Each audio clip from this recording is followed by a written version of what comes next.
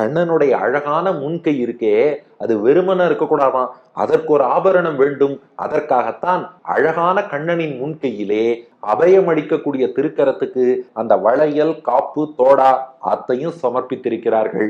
அதையும் வாங்கி யசோதை அணிவித்தாளாம். அடுத்து நான்காவது வளையும். இந்த இடத்துல வளைனா கைவளைன்னு அர்த்தம் இல்ல, தோள்வளை என்று பொருள் காட்டுகிறார் மணவாள மாமுனிகள். ஷோல்டர் கேர்டில் என்று தோள்வளை அணிவார்கள் அல்லவா, அதையும் தேவர்கள் கொண்டு வந்திருக்கிறார்கள். எதற்காகனா கண்ணனுடைய தோள்கள் இருக்கே உருண்டு திரண்டு ரொம்ப அழகா இருக்கு. இதை பார்த்து யாராவது கண்ணெச்சில் திருஷ்டி போட்டுட்டா என்ன பண்றது? அப்ப தோளுக்கு அழகு சேர்க்கறதுக்காக தோள்வளை இல்ல, தோளின் அழகை பார்த்து யாரும் திருஷ்டி போடக்கூடாதுங்கிறதுக்காக தோள்வளை கொண்டு வந்திருக்கா, நீ அதையும் அணிந்து கொள்ள வேண்டும்னு சொல்ல அத்தையும் வாங்கி குட்டி கண்ணன் அணிந்து கொண்டான்.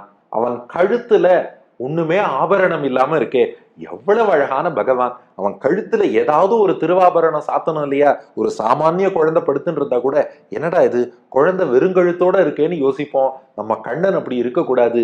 அதற்காகத்தான் அவனுடைய திருமார்பை நன்கு அலங்கரிக்கும்படியாக ஒரு தங்க நகை, தங்க நெக்லஸ், அதை கழுத்தில் அணிவிக்கிறார்கள். அதுதான் நானும். அதையும் தேவர்கள் சமர்ப்பிக்க பெரியாழ்வார் யசோதை கண்ணனுடைய கழுத்துல அழகான தங்கச் சங்கிலியை அணிவித்து விட்டாள். அஞ்சாச்சு. அடுத்து நிறைவா ஆறாவதாக அரை தொடரும். ஏற்கனவே சிவபெருமான் கண்ணபிரானுக்குன்னு ஒரு அரஞ்ஞான் கயிறு சமர்ப்பிச்சுட்டார். ஆனா தேவர்கள் சொன்னாலாம், நாங்களும் எங்கள் சார்பிலே ஒரு அரை தொடர் அரஞ்ஞான் கயிறு சமர்ப்பிக்கிறோம். பகவான் பார்த்தான், எத்தனை பேர் ஆசையோடு சமர்ப்பித்தாலும், இங்கேயும் ரகசியம் இருக்கு, பக்தன் பக்தியோடு சமர்ப்பித்தான் என்றால் இதுவரை தான் எதுவுமே இல்லாதவன் போலவும், இவன் இதை சமர்ப்பித்ததால் தான் தான் முழுமை பெற்றவன் போலவும் தன்னை கருதி கொண்டு பக்தன் தந்ததை ஏற்றுக்கொள்வான். அந்த தத்துவத்தை உணர்த்தத்தான் ஏற்கனவே அவர்கிட்ட அரஞ்ஞான் கயிறு இருக்கு, நீ புதுசா சமர்ப்பிக்கணும் தேவையில்லை, ஆனா நீ பக்தியோடு கொடுத்தாயா கொடுன்னு சொல்லி ஆத்தையும் வாங்கி அணிந்து கொண்டு விட்டான் கண்ணபிரான். ஆக கைக்கு சங்காச்சு, அதுக்கப்புறம் திருவடிக்கு கிங்கிணியாச்சு, கைக்கு காப்பாச்சு, தோளுக்கு தொழ்விளையாச்சு, திருமார்புக்கு அந்த தங்க சரமாச்சு, அதை தொடர்ந்து இடுப்புக்கான அரைவடமும் ஆச்சு. இத்தனையும் சமர்ப்பித்தா யாரு?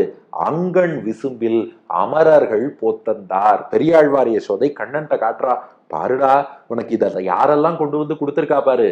விசும்பில் விண்ணுலகம் ஸ்வர்கலோகத்தில் இருக்கக்கூடிய அமரர்கள், அமரர்கள்னு சொல்லக்கூடிய தேவர்கள் போத்தந்தார் உனக்கு கொண்டு வந்து சமர்ப்பித்திருக்கிறார்கள்.